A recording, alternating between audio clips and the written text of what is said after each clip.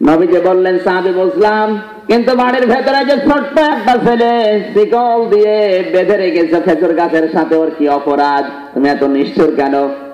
হযরত আব্দুল্লাহ বলে, হে রাসূল, আমি বাবা, আমারও মায়া আছে, কিন্তু এই যে বাঁকা খেজুর গাছ, এটা এক ইহুদির, বাঁকা হয়ে আমার উঠানের উপরে এসেছে, প্রতিদিন পাকা পাকা খেজুর পড়ে, আমার স্ত্রী তো বের হতে পারে না, আমি তো মাঠে ময়দানে কাজে যাই, আমার এই ছোট্ট সন্তান 7 বছর বয়স, ও কিন্তু না বুঝে ওই খেজুর গুলো হয়তো তুলে খেয়ে ফেলতে পারে।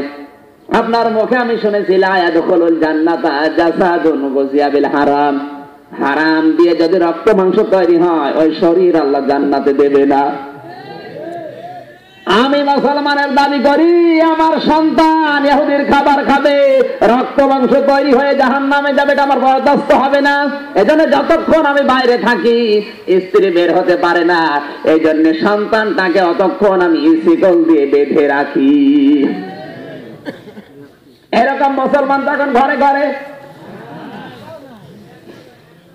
বিশ্বনবী বললেন, সাহাবী, সন্তানের হাতের উপরে যে শেকল দিয়ে বেঁধে, সেটা দুনিয়ার শেকল না, ওকে জাহান্নামের আগুন থেকে বাঁচানোর জন্য তুমি শেকল দিয়ে বেঁধে রেখেছো।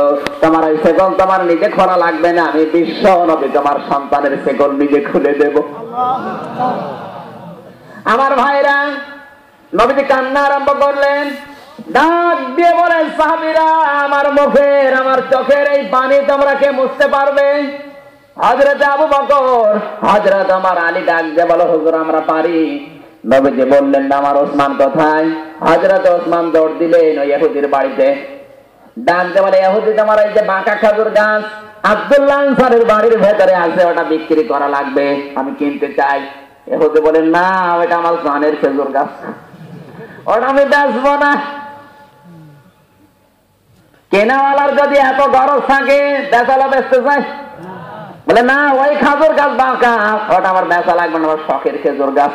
বলে, দেখো, তুমি ওইটা আমার কাছে বিক্রি করো, তুমি যা চাও আমি তাই দিতে রাজি আছি। ইহুদি চিন্তা করে মাথা মনে হয় ঠিক নেই, ডাক দিয়ে বলে, উসমান, আমি বিক্রি করতে পারি। উত্তর মাঠে তোমার যে 100 খেজুর গাছের একটা বাগান আছে, ওইটা আমার দেওয়া লাগবে, ওর বিনিময়ে মাত্র একটা বাঁকা খেজুর গাছ দিতে পারি। হযরত ওসমান বলে, তাড়াতাড়ি কাগজ কলম নিয়ে আস, আমি এখনই সই করে দিচ্ছি। হযরত ওসমান সই করে দিলেন, বাঁকা খেজুর গাছের বিনিময়ে 100 খেজুর গাছের বাগান আমি সই করে দিলাম। ইতি ওসমান ইবনে আফফান। ইহুদি কাগজটা হাতে নেওয়ার পরে ডাক দিয়ে বলে, ওসমান, তোমার কি মাথা ঠিক আছে? বলে, কেন? তুমি কি লিখলে বুঝতে পেরেছো? বলে, অবশ্যই আমি বুঝে শুনেই লিখেছি। ওই ইহুদি, তুমি তো দুনিয়াদার, তুমি তো জানো না দিকে দুনিয়ায় টিকে থাকার জন্য তোমার কাজ কারবার, কিন্তু আমার কাজ আখিরাতের জন্য। যেই খেজুর গাছ তোমার কাছ থেকে আমি কিনে নিলাম, ওই খেজুর গাছের সাথে আমার নবীর চোখের পানি জড়িয়ে আছে।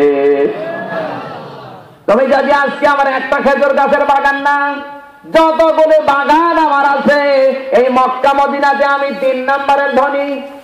17টা ধনী ছিল ওই মক্কাতে ওই সময়, তার ভেতরে হযরত ওসমান 3 নম্বরের ধনী। এত টাকা পয়সা হিসাবই ছিল না। তুমি যদি আজকে আমার সব সম্পদ চাইতে, সবগুলো তোমাকে দিয়ে দিতাম, এমনকি আমার স্ত্রী পুত্র, টাকা পয়সা, আমার জীবনটাও যদি তুমি চাইতে, জীবনও তোমার জন্য দিয়ে দিতাম।